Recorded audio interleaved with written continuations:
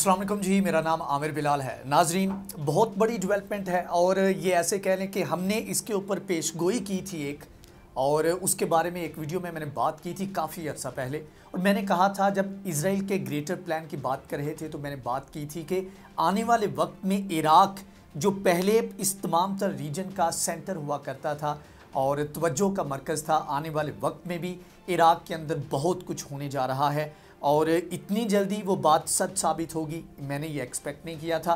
लेकिन बहरहाल सूरत हाल ये है कि इराक दोबारा से इंटरनेशनल प्लेयर जो हैं उनकी एक्टिविटीज़ का मरकज़ बनने जा रहा है। इराक के अंदर बहुत बड़ी डेवलपमेंट्स हो रही हैं। सबसे बड़ी डेवलपमेंट तो ये हुई है, एक पॉजिटिव है जिसमें पाकिस्तान का भी लिंक है, चाइना का लिंक भी है, और ऐसे कह लें कि ये एक मिडल ईस्ट की जो कंट्रोलिंग फोर्सेस थी उनको चैलेंज किया है पाकिस्तान की जानिब से। बड़ी डेवलपमेंट, सबसे पहले एक सॉफ्ट डेवलपमेंट जो हुई है उसके बारे में बात कर लेते हैं। बड़ी डेवलपमेंट ये हुई है कि इराक की जानिब से ये कंफर्म किया गया है और कहा गया है कि पाकिस्तान के अंदर ऑयल के बड़े बड़े डिपो जो हैं वो बनाने जा रहे हैं, ऑयल स्टोरेज होगी, और इससे जो चीज़, और साथ में चाइना का भी जिक्र है कि चाइना के अंदर भी इस तरह के ऑयल डिपो जो है वो बनाए जाएंगे।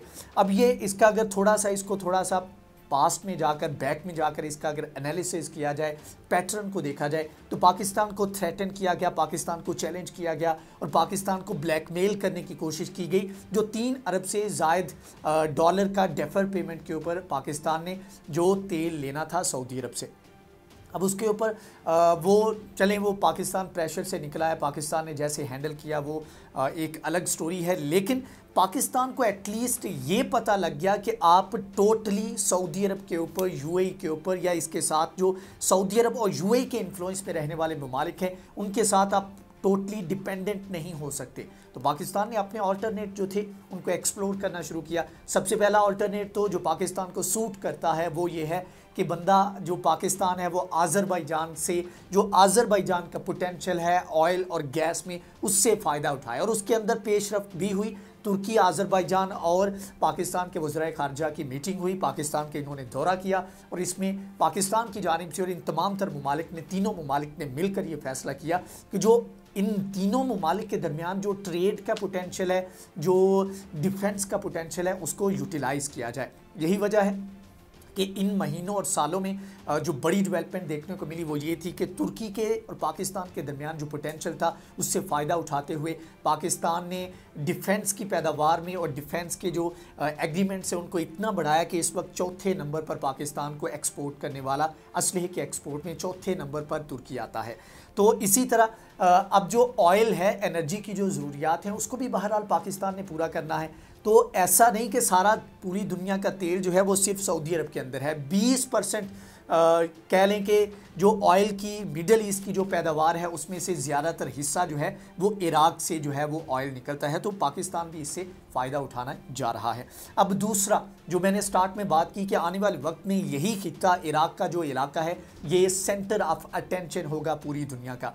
एक तरफ इससे पहले एक वीडियो में मैंने बात की है कि किस तरह वहाँ पर 13 के करीब जो तुर्की के जो यरगमाली थे उनको कुर्दिश जो रिबेलियन है एक ग्रुप की जानिब से उनको कत्ल किया गया, जिसके ऊपर तुर्की का और अमेरिका का आपस में थोड़ा सा मसला मसाइल भी हुए। और इसके अलावा बड़ी डेवलपमेंट ये हुई है कि तकरीबन जो है 11 के करीब रॉकेट अटैक किए गए हैं। जो कंफर्मेशन आई है इसके बारे में एग्जैक्ट फिगर जो है वो नहीं बताया गया, लेकिन जो कंफर्मेशन आई है वो 3 रॉकेट अटैक्स की है, 3 मिज़ाइल अटैक्स की है। ये अमेरिकन एम्बेसी के करीब ये हमला किया गया है। एक प्राइवेट कॉन्ट्रैक्टर था वो मारा गया, 1 से 2 अमेरिकन पर्सनल थे वो इसमें जो है ज़ख्मी हुए।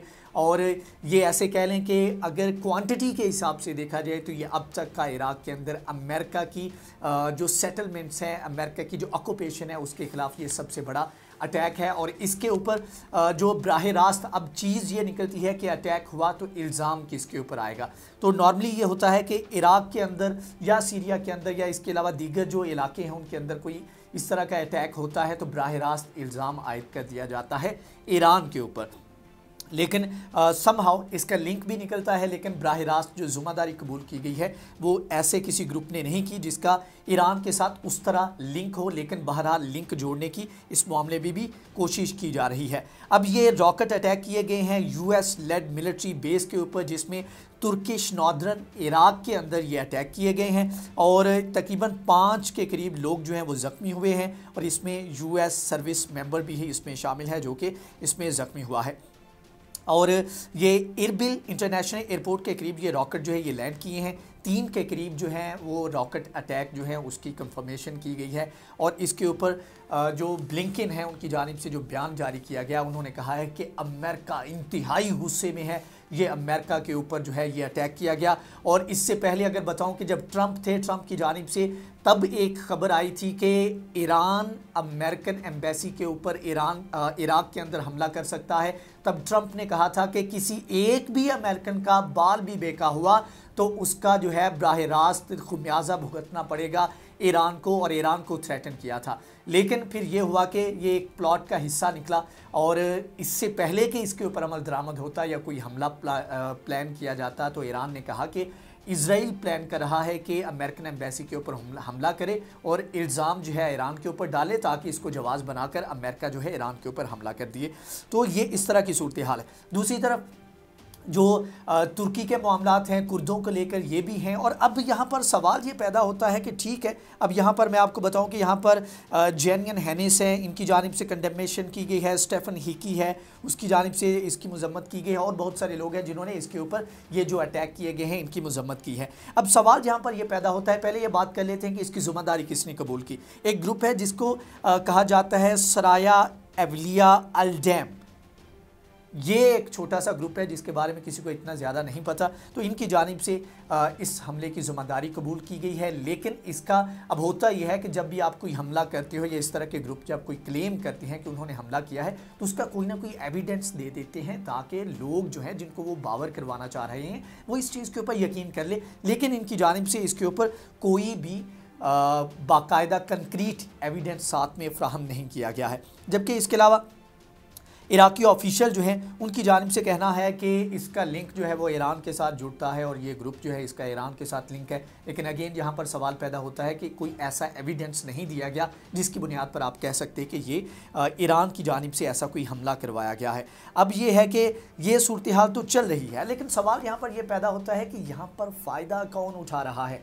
ये जो हमला हुआ है ये भी कुर्दिश रीजन में हुआ है जहाँ पर कुर्दिश एक गवर्नमेंट है जिसको इराक जो है वो सपोर्ट करता है, तो ये वहाँ पर उसके करीब ये हमला हुआ है। तो इसका फ़ायदा किसको होगा। दूसरी तरफ तुर्की की जानिब से भी एक बड़ा ऑपरेशन जो है वो किया जा रहा है इसी रीजन के अंदर। तो अगेन सवाल ये पैदा होता है कि इससे फ़ायदा कौन उठाना चाह रहा है। तो इसका जवाब ये है कि इजराइल इससे पहले भी प्लॉट कर चुका है, इजराइल इससे फ़ायदा उठाना चाहता है और इल्ज़ाम इसका जो है वो इराक के ऊपर ईरान के ऊपर लगाया जाएगा।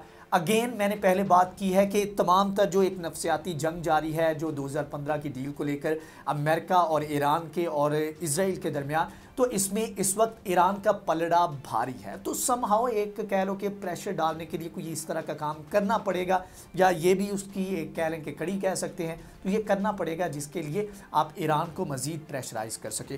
तो ये सूरत हाल चल रही है और ये आने वाले वक्त में मैं अगेन कह रहा हूँ, इसकी रीज़न मैं पहले बता चुका हूँ कि 3 मुस्लिम एथनिसिटी रखने वाले ग्रुप्स जो हैं यहाँ पर है। यहाँ पर शिया ग्रुप है, यहाँ पर सुन्नी डिवीज़न है, इसके अलावा कुर्दों की डिवीज़न भी है। तो ये एक बहुत बड़ा एक फ्लैश पॉइंट बनने जा रहा है मिडल ईस्ट का आने वाले वक्त में, जिसके बारे में हम आपको आगाह करते रहेंगे। अगर आपको ये वीडियो पसंद आई है तो इसको लाइक करें, शेयर करें, हमारे चैनल को सब्सक्राइब करें। नेक्स्ट वीडियो में हाजिर होंगे, तब तक के लिए अल्लाह हाफिज़।